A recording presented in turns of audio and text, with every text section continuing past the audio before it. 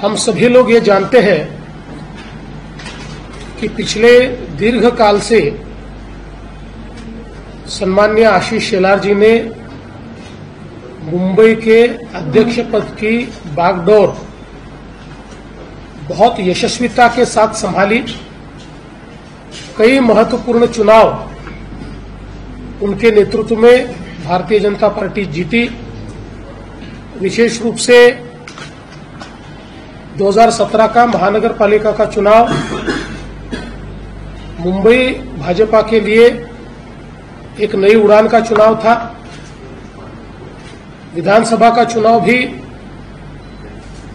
तीसरी बार भारतीय जनता पार्टी ने ये साबित किया कि भारतीय जनता पार्टी ही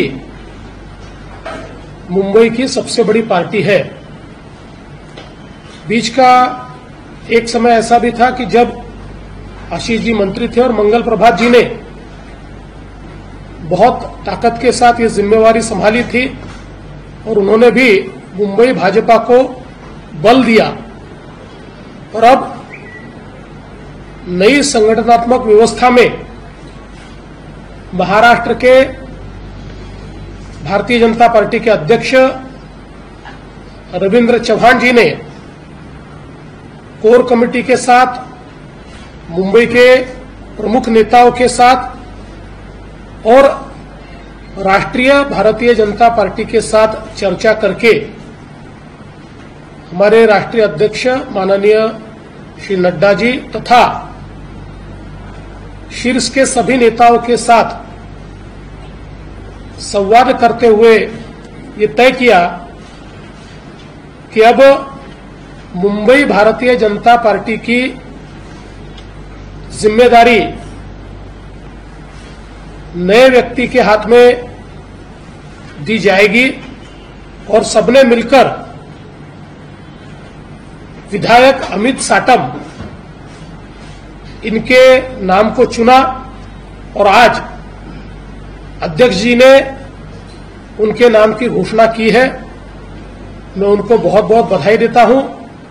अमित साटम जी ये विधानसभा में एक बहुत ही मुखर विधायक के रूप में प्रसिद्ध है और अपने अभ्यास के बलबूते और अपनी आक्रामकता के बलबूते उन्होंने एक अपनी अलग प्रतिमा तैयार की है। 3 बार मुंबई से वो विधायक के रूप में चुनकर आए। उससे पहले कॉर्पोरेटर के रूप में बीएमसी में भी उन्होंने काम किया है। संगठन में अलग अलग पदों पर उन्होंने काम किया है। भारतीय जनता पार्टी के कार्यकर्ता से लेकर नेता तक ऐसा एक उनका प्रवास रहा है और मेरा विश्वास है कि उनके नेतृत्व में भारतीय जनता पार्टी मुंबई में नई ऊंचाइयों को छुएगी। इस महानगर पालिका के चुनाव में भारतीय जनता पार्टी अपना ही रिकॉर्ड तोड़ेगी और मुंबई में महायुति की सत्ता लाने के लिए उनका नेतृत्व ये बहुत कारगर सिद्ध होगा। एक अच्छी टीम को लेकर वे जल्द ही आगे बढ़ेंगे। इसलिए हम सभी की ओर से और मुंबई के तमाम कार्यकर्ताओं की ओर से मैं उनको बहुत बहुत बधाई देता हूं। सर, राज्य से लेकर देश तक वोट चोरी को लेकर विपक्ष लगातार हमला कर रहा है। राज्य और केंद्र ये वोट चोरी को सरकार बनाएगी, कैसे पक्षकार को? देखिए, मैंने पहले ही कहा है कि राहुल गांधी जी ये सीरियल लायर है।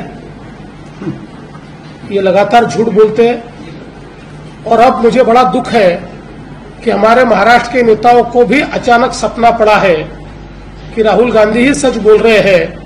इसलिए उनके झूठ में अब इनका भी झूठ मिल रहा है, लेकिन झूठ की कोई बुनियाद नहीं होती। झूठ का किला ढह जाता है और जब तक ये नहीं जानेंगे कि जनता में जाकर जनता का वोट जीतना पड़ता है, जनता का विश्वास जीतना पड़ता है, तब तक ये अपने आप को समझा रहे हैं। इसलिए मैंने कल भी कहा कि दिल बहलाने के लिए ख्याल अच्छा है गालिब, ऐसा मैं इनको समझाना चाहता हूं।